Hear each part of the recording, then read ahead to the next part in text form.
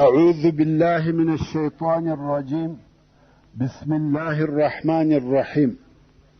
إن الحمد لله نحمده ونستعينه ونستغفره ونعوذ بالله من شرور أنفسنا وسيئات أعمالنا.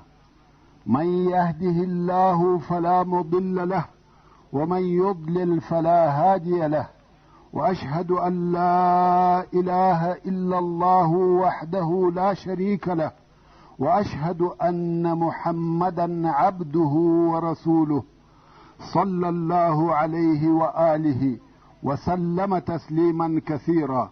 أما بعد، د سرور کائنات صلی الله علیه و آله وسلم ژوند. محترم ورونو، زموږ قصه دې ځای ته رارسېدلې وه. نعیم ویل د بني قریظه یهود اوس پر دې پښیمانه دي چې دوی د محمد سره خپل عهد او وعده مات کړه، او پر دې بیریږي چې تاسې به ولاړ سئ او دوی به محمد ته یوازې پرېږدئ. نو یې دا قصد وکړئ چې بیرته د محمد سره هغه خپل عهد نه وکړي. نو یې محمد ته نفر ور ولېږل، ویل یا محمد، آیا ته بیرته زموږ څخه راضي کېږې چې موږ د قریشو د مشرانو څخه 10 نفره ووژنو، او ته بیرته پر هغه عهد چې زموږ او ستاسې په مابین کې وو راسره درېږې؟ محمد هم موافقه ورسره وکړه. نو یهود ستاسې څخه 10 نفره مشران غواړي چې هغه ووژني او بیرته د محمد سره په هغه پخواني عهد کې شامل سي. د قریشو مشران وویل که دا خبر رښتیا وي دا ډېره لویه مسئله ده. نعیم ویل دغه خبر ما ته رارسېدلی دی، تاسې هم معلومات وکړئ. او نعیم د دغه مجلس څخه ولاړ سو او بیا غطفان ته ورغلی. هغو ته یې هم دغه خبرې وکړې. هلته د ابو سفیان په زړه کې تشویش پیدا سو. نو ویل زه په خپله و یهودو ته ورځم او دا معلومات کوم.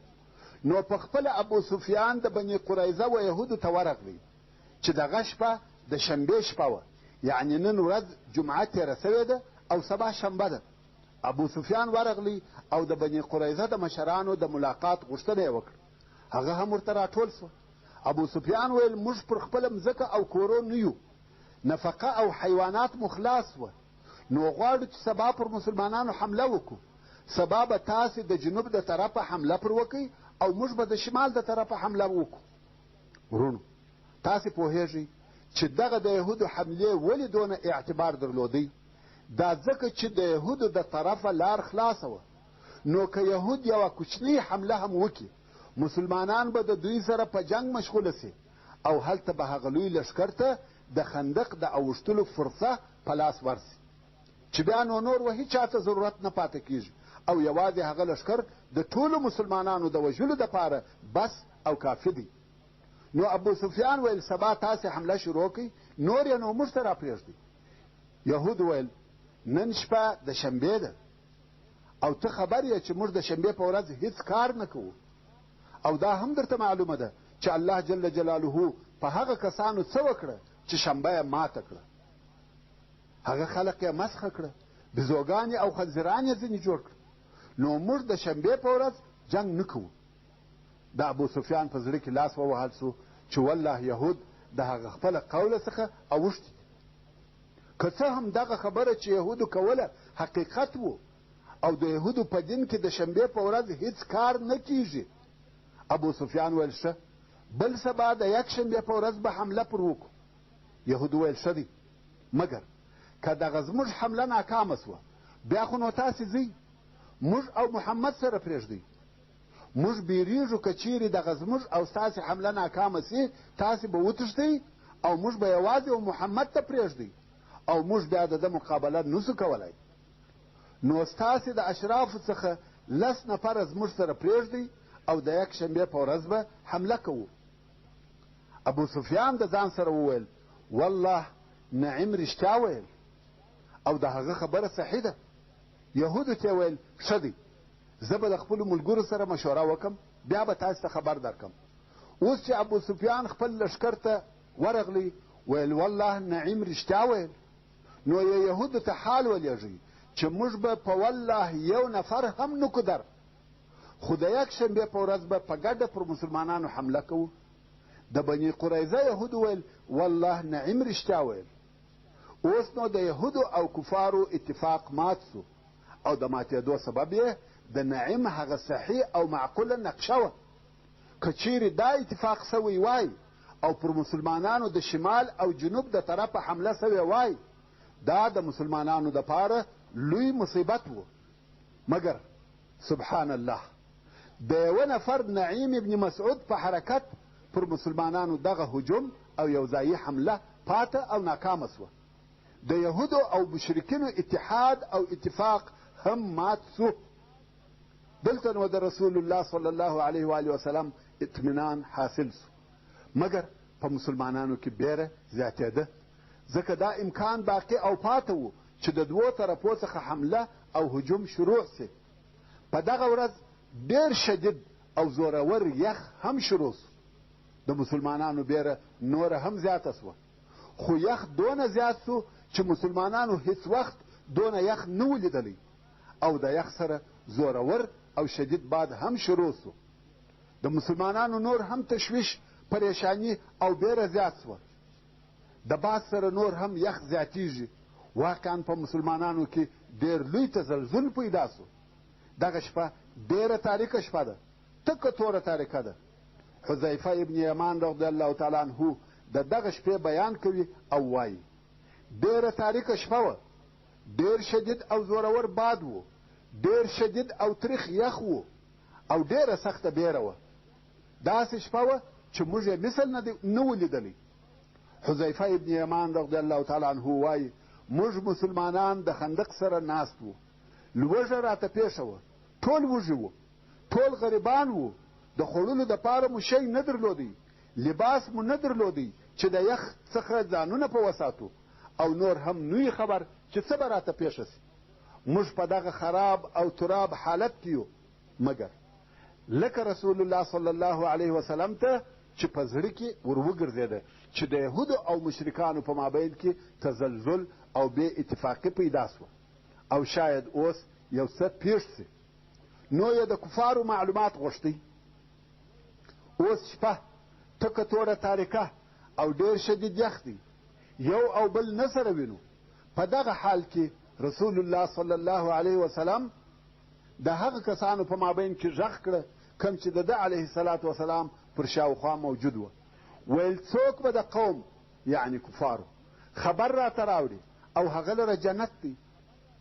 ورونو تاسې وګورئ، په ظاهره څونه اسانه خبره ده چې تر خندق ور واوړي او هلته وګوري چې د کفارو څه حال دی، بیرته راسي بس دغو نه او هغه لره جنت دی. هغه جنت چې خلقو شپې پسې رونې کړي دي، خلقو مالونه پسې خرڅ کړي دي، خلقو سرونه پر ور کړي دي، خو بیا یې هم جنت په شک کې دی. مګر اوس ولاړ سه راسه د کفارو خبر راوړه او د رسول الله صلی الله علیه و آله وسلم په شاهدي هغه لره جنت دی. خو حذیفه ابن یمان رضی الله تعالی عنه وایي هیڅوک نسوه ولاړ. دا د دغې شپې پر خطرناکه حالت دلالت کوي. بیا هم د دوهم وار دپاره رسول الله صلی الله علیه وسلم وویل څوک به د قوم خبر راته راوړي هغه لره جنت دی. بیا هم څوک نسو ولاړ. رسول الله صلی الله علیه وسلم دریم وار بیا وویل څوک به د قوم خبر راته راوړي هغه لره جنت دی. بیا هم هیڅوک نسو ولاړ. درې واره رسول الله صلی الله علیه و آله وسلم و جنت ته وربولي او یو نفر هم نه ولاړېږي. حذیفه رضی الله تعالی عنه وایي بیا نو رسول الله صلی الله علیه وسلم په حرکت شروع وکړ، یعنی د هغه خپله ځای څخه ولاړ سو او رهي سو. په دغه تګ کې زما د ورانه څخه پښه وموښته. حذیفه رضی الله تعالی عنه وایي ما ځان سره راټول کړي، بیریږم چې اوس راته ونه وایي چې ولاړ څه خبر راوړه. خو چې پښه یې راڅخه وموښتل ویل څوک یې؟ وایي ما په زړه کې وویل چې اوس دې نو لیږي. نو چې ویل څوک یې؟ ما ویل حذیفه. رسول الله صلی الله علیه وسلم راته وویل یا حذیفه قم ولاړ سه. وایي زه هم ولاړ سوم. حذیفه وایي والله د ډېر مسکنت په خاطر ما لباس نه درلودی چې واغوندم، مګر زما د ښځې کمیس د خپلې ښځې کمیس مې اغوستی و او هغه هم دونه راباندې کوچنی او کوتاه و چې فقط تر زنګانه مې رسېدی او یخ هم دونه شدید دی چې د ډېره یخه څخه پر پښو نسم درېدلی.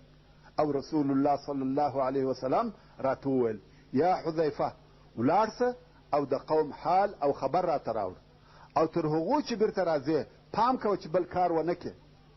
د بل شي اجازه ور نه کړه، فقط ولاړ سه وګوره او بیرته راسه.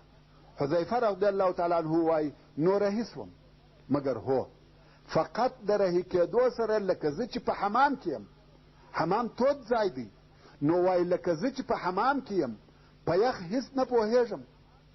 حذیفه رضی الله تعالی عنه وخندق ته ورکښته سو او پر هغه بل طرف یې راپورته سو، د کفارو د لښکر وځای ته ورغلی. حذیفه رضی الله تعالی عنه وایي هلته داسې شدید باد و چې هغه باد چې پر موږ چلېدی نسبت و دې باد ته هېڅ نه و. د کفارو پر طرف ډېر قوي او شدید باد و. ټول خلق د خیمو په ټینګولو مشغوله دي. حذیفه رضی الله تعالی عنه وایي د باد د زوره څخه مې خیمې ولیدې چې په هوا الوتې وې. کفارو د خوړو د پخولو دپاره ډېر لوی لوی دیګونه درلوده. دغه دیګونه په باد چپه کېده. داسې باد و چې موږ یې په ژوند مثل او مثال نه ولیدلی. دې باد په کفارو داسې کارونه وکړه چې چا په چا نه دي کړي. کفارو د لښکر په مابین کې ډېر لوی اور بل کړی و چې یو غټ سړی وجې اور ته ولاړ دی او ځان تودوي. شا یې اور ته ورګرځولې ده چې شا توده کړي. حذیفه رضی الله تعالی عنه وایي ما چې ورته وکتل هغه ابو سفیان و او د قوم مشرانو ته نارې وهي وایي زما خواته راسئ زما خواته. حذیفه رضی الله تعالی عنه وایي غشي او لندۍ مې راپورته کړه، د کفارو رئیس مې مخ ته ولاړ دی او زه ورته ګورم، زما او د ده په مابین کې هېڅوک نسته. غشي مې په لندۍ کې کښېښاوه او راکش مې کړي. د ابو سفیان و ماته شاته. حذیفه رضی الله تعالی عنه وایي قسم په الله که مې ویشتلی وای وژلی به مې وای. مګر په دغه وخت کې هغه د رسول الله صلی الله علیه وسلم امر را په یاد سو چې ویل پام کوه تر څو چې بیرته راځې بل کار ونه کړې. ورونو دغه ته اطاعت وایي. حذیفه رضی الله تعالی عنه کولی سوای چې د کفارو رئیس ووژني، مګر یا د رسول الله صلی الله علیه وسلم د اطاعت په سبب یې دغه کار ونه کوي. وایي چې دغه امر را په یاد سو بیرته مې غشي را ایسته کړي. نو کم وخت چې ابو سفیان و قوم ته ورنارې کړه هغه هم سره راټول سوه او کښېنسته. وایي زه هم کښېنستم. اوس نو ابو سفیان غواړي چې و قوم ته خبرې وکړي. شپه او تکه توره تاریکه ده. اول یې وویل هر یو دې د خپل بغل یا څنګ سړی وګوري چې څوک دی. حذیفه رضی الله تعالی عنه وایي زه په حیرت کې سوم چې اوس به څه کوم. د دوی په مابین کې ناست یم، مګر د الله جل جلاله قدرت دی. په دغه وخت کې فکر کار وکړي. ورونو عقل او هوښیاري هغه ده چې د ضرورت او موقع پر وخت کار ځینې واخلي. وایي ژر مې د راسته طرف د سړي څخه پوښتنه وکړه چې څوک یې؟ هغه ویل فلانی. مخ مې و چپه طرف ته راواړوه، د هغه څخه مې پوښتنه وکړه چې څوک یې؟ هغه ویل فلانی. او زما څخه هېچا پوښتنه ونه کړه. نو ابو سفیان تقریر شروع کړي. ویل تاسې دغه باد وینئ، تاسې دغه یخ وینئ، دغه مشکلات وینئ. نو که ولاړ سو ده لا تقریر نه و خلاص کړی چې خلقو نارې کړې کوچ کوچ بارېده بارېده. خلق د پخوا څخه لا په عذاب و. 45 ورځې یې تېرې کړي دي او هېڅ یې هم نه دي کړي. هلته د بني قریظه د یهودو خبر هم نشر سوی دی چې هغو هم زموږ د همکارۍ او ملګرتیا څخه لاس واخیستی. نو د کفارو د کامیابۍ څخه امید بالکل قطع سوی دی. حذیفه رضی الله تعالی عنه وایي کفارو په دغه شپه د بارېدو په کار شروع وکړه او زه لکه په ګرم حمام کې چې یم په یخ هېڅ نه پوهېږم. نو بیرته را رهي سوم، تر خندق را واوښتم. پوښتنه مې وکړه چې رسول الله صلی الله علیه وسلم چیرې دی؟ ویل هغه لمونځ کوي. رسول الله صلی الله علیه وسلم په خیمه کې لمونځ کاوه چې حذیفه خیمې ته ورننوتی. حذیفه رضی الله تعالی عنه وایي فقط چې خیمې ته ورننوتلم هغه د حمام تودواله راڅخه ولاړه. الهي معجزه وه. تر کومه وخته چې دی د رسول الله صلی الله علیه وسلم په خدمت مشغول و هغه معجزه ورسره وه. کوم وخت چې خدمت پای ته ورسېدی معجزه هم پای ته ورسېده. نو وایي یخ ډېر په عذاب کړم او رسول الله صلی الله علیه وسلم هم لمونځ کوي. نو ما د هلته انتظار کاوه چې دی علیه الصلاة وسلام لمونځ خلاص کړي او زه خبر ورته ووایم. رسول الله صلی الله علیه وسلم په لمانځه مشغوله دی او زه د یخه ریږدم تر داسې اندازې چې ځان مې ریږدي او غاښونه مې ټکهارې کوي. د ډېره یخه څخه ځان نسم ټینګولی. رسول الله صلی الله علیه وسلم په لمانځه مشغوله و او راپوه سو چې زما ډېر یخ کېږي. نو یې خپل پټو خلاص کړي او زه په پټ کړم. پر هغه لمانځه ولاړ و او زه پټ کړم. دا د رسول الله صلی الله علیه وسلم پر خپلو اصحابو مهرباني وه، لکه هغه مور چې خپل نازولی زوی د یخه څخه پټوي. اوس نو رسول الله صلی الله علیه وسلم لمونځ کوي او زه د ده علیه الصلاة وسلام په پټو کې ورسره پټ یم. پس له هغه څخه چې رسول الله صلی الله علیه وسلم د خپل لمانځه څخه فارغه سو، نو یې ما ته وکتل، ویل څه خبر و؟ ما ټول حال ورته ووایه چې د احزابو حوصله پای ته ورسېده او لاړ به سي. دلته نو رسول الله صلی الله علیه وسلم د خیر دعا راته وکړه او ویل اوس نو بیده سه. حذیفه رضی الله تعالی عنه وایي رسول الله صلی الله علیه وسلم په هغه خپل پټو کې پټ کړم او بیده سوم. تر سهاره بیده سوم، په هیڅ شي نه وم خبر. سهار لمر راختلی و او زه بیده وم چې رسول الله صلی الله علیه وسلم راغلی او په پښه یې وښورولم. ویل قم یا نعمان، ای خوبي ولاړ سه، خوب دې پوره سو. وایي چې راپورته سوم، احزاب هغه د کفارو ډلې تللي وې. ټول مسلمانان په حال خبر او خوشحاله وه. مدینې منورې ته بیرته امن او امان، اطمینان او خوشحالي راغلې وه. جنگ ختم او پای ته ورسېدی، هیڅ شی نسته. الله جل جلاله ټول کفار په بل لښکر شړلي وه او مسلمانان یې د جنګ څخه وساتل. د الله جل جلاله په اراده په یوه شپه کار پر بل طرف واوښتی او رسول الله صلی الله علیه وسلم بیرته خپل کور او مسجد ته ولاړی. ورونو، د خندق د غزا په تاریخ کې دوه قوله دي، خو صحیح خبره دا ده چې د خندق غزا د هجرت په 5م کال کې وه او کفارو مسلمانان تر یوې میاشتې زیات محاصره کړي وه. د محاصرې شروع د شوال په میاشت کې وه او د ذوالقعدې په اخره کې پای ته ورسېده. ابن سعد رحمه الله وایي رسول الله صلی الله علیه وسلم په 23 د ذوالقعدې د چهارشنبې په ورځ د خندق څخه خپل کور ته ولاړی. ورونو، د خندق جنگ د تاوانو جنگ نه، بلکې عصبي جنگ و. په هغه کې تریخ او د ډیرو وژنو جنگ نه دی پیښ سوی، مګر بیا هم د اسلام په تاریخ کې یوه فیصله کوونکې غزا وه چې الله جل جلاله مشرکان ذلیله کړه. د دې جنگ څخه دا نتیجه راووته چې د عربو ټوله قواوې نسي کولی چې دغه کوچنۍ قوه کومه چې په مدینه منوره کې د رشد او نمو په حالت کې ده د بین یوسي. ځکه ټول عرب نسي کولی چې تر دغه اوسني لښکر دې زیات او قوي لښکر راټول کړي. دا هغه د دوی آخرنی قدرت و او هغه هم هیڅ ونه کړه. نو ځکه رسول الله صلی الله علیه وسلم پس له هغه څخه چې احزاب لاړه د مقصده ډکه یوه جمله وفرمایل: الآن نغزوهم لا یغزونا نحن نسیر الیهم. تر دې وروسته به موږ پر دوی حملې کوو، دوی حمله نسي کولی، موږ به و دوی ته ورځو. او حقیقت هم دغسې سو. که تاسې په ټول سیرت کې وګورئ، قریشو بیا پر مسلمانانو حمله نه ده کړې. اسلام د دفاع د مرحلې څخه ووتی، د هجوم و مرحلې ته داخل سو. دا د خندق غزا وه. د بني قریظه غزا په کومه ورځ چې رسول الله صلی الله علیه و وسلم د خندق د غزا څخه خپل کور ته ولاړی، غواړي چې پس له دغه ستړیا څخه یو څه راحت وکړي، ځکه د جنگ حالت پای ته ورسېدی. د جنگ کالي یې وکشه، غواړي چې غسل وکړي. په دغه وخت کې چې د ماپښین وخت و، دحیة الکلبي رضی الله تعالی عنه راغلی. ورونو، دحیة الکلبي د رسول الله صلی الله علیه وسلم د اصحاب کرامو څخه یو نفر دی چې ډېر ښایسته سړی و. اوس راغلی او اجازه غواړي چې د رسول الله صلی الله علیه وسلم سره وویني. حضرت عایشې رضی الله عنها دروازه ور خلاصه کړه. ویل رسول الله صلی الله علیه وسلم چیرې دی؟ ویل غسل کوي. ویل زه غواړم چې ورسره ووینم.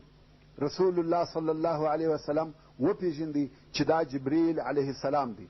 ورونو موږ مخکې هم درته ویلي وه چې جبریل علیه السلام د مختلفو انسانانو په شکل او صورت ورسول الله صلی الله علیه وسلم ته راتلی.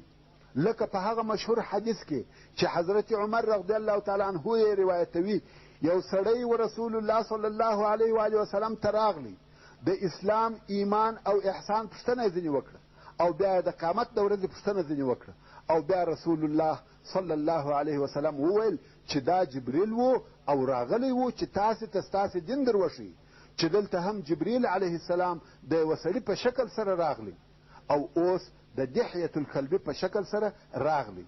او رسول الله صلی الله علیه وسلم ته وویل آیا اسلحه دې کښېښول؟ رسول الله صلی الله علیه و وسلم ویل هو. جبریل علیه السلام ویل مګر ملائکو خپله اسلحه نه ده ایښې؟ رسول الله صلی الله علیه وسلم پوښتنه وکړه چې څه خبره، چې خبره څه ده؟ جبریل علیه السلام ویل الله جل جلاله دې د بني قریظه په جنگ امر کوي. ته او هغه کسان چې ستا ملګري دي د بني قریظه پر طرف حرکت وکړي، او زه تر تا د مخه د هغو و طرف ته وررهیم چې د دوی قلاوې پر ورېږدوم او په زړو کې یې بیره ور واچوم. دا مسئله لا نه ده خلاصه سوې. هغه کسان چې غدر او خیانت یې وکړي هغو ته هم باید سزا او جزا ورکول سي. رسول الله صلی الله علیه وسلم هم فورا د جنگ لباس واغوستی، د کوره راووتی. هغه کسان چې د باندې ناست وه د هغو څخه یې پوښتنه وکړه چې یو څوک مو ولیدی؟ هغو ویل بې له دحیة الکلبي څخه بل څوک مو نه دی لیدلی چې هغه هم د بني قریظه و طرف ته رهي و. رسول الله صلی الله علیه وسلم وفرمایل هغه جبریل و. نو رسول الله صلی الله علیه وسلم امر وکړي چې په خلقو کې دې غږ وسي، هر څوک چې پر الله او د قیامت پر ورځ ایمان لري د مازدیګر لمونځ به نه کوي مګر په بني قریظه کې. رسول الله صلی الله علیه وسلم د جنگ یا د لشکر بیرغ و حضرت علی رضی الله تعالی عنه ته ورکوي او دی یې د مخه د بني قریظه و طرف ته ولېږي. علی رضی الله تعالی عنه چې هلته د یهودو و قلاو ته ورنږدې سو، د یهودو څخه یې د رسول الله صلی الله علیه وسلم په باره کې بدې خبرې او بد الفاظ واورېده. خیر دلته په مدینه منوره کې د جنگ دپاره تیاري او آمادګي ونیول سوه. ټولو مسلمانانو دوهم وار بیا د جنگ لباس واغوستی، هر یو ځان تیاروي او د بني قریظه پر طرف وررهي دي. هغه کسان چې تر لمر لوېدو د مخه و بني قریظه ته ورسېده هغو د مازدیګر لمونځ په بني قریظه کې ادا کړي، او هغه کسان او هغه اصحاب کرام چې پوه سوه چې ځنډېږو تر لمر لوېدو د مخه بني قریظه ته نسو رسېدلی، دا پر دوو حصو وویشل سوه. ځینو یې د مازدیګر لمونځ په لار کې پر خپل وخت ادا کړي، که څه هم رسول الله صلی الله علیه وسلم فرمایلي وه چې د مازدیګر لمونځ به بل ځای نه کوئ بې له بني قریظه، ځکه دوی ویل چې د رسول الله صلی الله علیه وسلم مقصد دا و چې پر تلو تلوار وکړي، او دا چې موږ ونه رسېدلو دا بله خبره ده، مګر لمونځ باید پر خپل وخت وسي. نو دوی لمونځ په لار کې وکړي. او ځینو بیا ویل چې رسول الله صلی الله علیه وسلم وفرمایل چې د مازدیګر لمونځ مه کوئ مګر په بني قریظه کې. نو هغو د مازدیګر لمونځ وځنډاوه څو بني قریظه ته ورسېده، او د مازدیګر لمونځ یې پس له لمر لوېدو او ځینو یې پس له ماخوستنه په بني قریظه کې وکړي. او رسول الله صلی الله علیه وسلم د دواړو ډلو عمل صحیح وباله، ځکه هر چا د خپل فهم سره مطابق د رسول الله صلی الله علیه وسلم په قول عمل وکړي.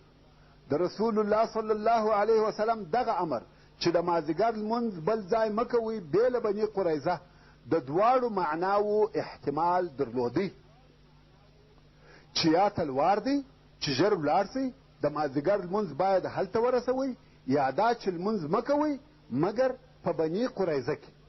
نو یې دواړې ډلې صحیح وبللې. ورونو دلته به د بحث څخه ووځم او ستاسې توجه به و یوه بل شي ته واړوم. هغه دا چې نن ورځ ډېر داسې کسان پیدا کېږي چې دوی وایي الله جل جلاله یو دی، رسول الله صلی الله علیه و آله وسلم مو یو دی، قرآن مجید چې د اسلام قانون دی یو دی، نو دا څلور مذهبه د کومې خوا راغله؟ د دوی د دغه خبرې د کولو دپاره ممکن موږ څو سببه بیان کړو. یا دا چې دوی دغه خبره په دې سبب کوي چې دوی ضعیف الایمانه دي، غواړي چې مسلمانانو ته د دوی په دین کې شبهات او تشویش پیدا کړي. نو دغسې خبرې په ډېر تاخت او تاس کوي. دلایل وایي که یو ناپوه او بې علمه انسان د دوی خبرې واوري، واقعا یې په زړه کې تشویش پیدا سي او هغه هم د هغو کسانو څخه وګرځي چې پر اسلام اعتراضونه لري. او څوک بیا دغه خبرې د ناپوهۍ د وجهې کوي. دغو د نورو دنیوي علومو یو څه تحصیل کړی وي، ځان ته پوه او دانسته وایي، خو د دیني علومو څخه محروم وي. نو دغه د مذاهبو اختلافونه وده ته چټي او بیکاره معلومیږي. خو زه د دغه ټولو ډلو د قناعت دپاره په دغه یوه مثال سره کفایت کوم چې دغه اوس د مازدیګر د لمانځه په باره کې ذکر سو. دا اصحاب کرام وه چې د رسول الله صلی الله علیه وسلم یو قول هر چا د خپله فهمه سره موافق عملي کوي، او رسول الله صلی الله علیه وآله وسلم هم دواړه صحیح وبلل. دغه د مذاهبو اختلافونه هم په دغه ډول سره دي. مذاهب هیڅکله په اصولو کې اختلاف نه سره لري. د مذاهبو ټول اختلافونه یا د یوه کار په فضیلت کې دي یا د احادیثو د یوه لفظ په ترجمه کې دي چې په هر یوه سره یې عمل کول جائز او روا دي. وصلى الله تعالى على خير خلقه محمد وآله وأصحابه وأهل بيته أجمعين. والسلام عليكم ورحمة الله وبركاته.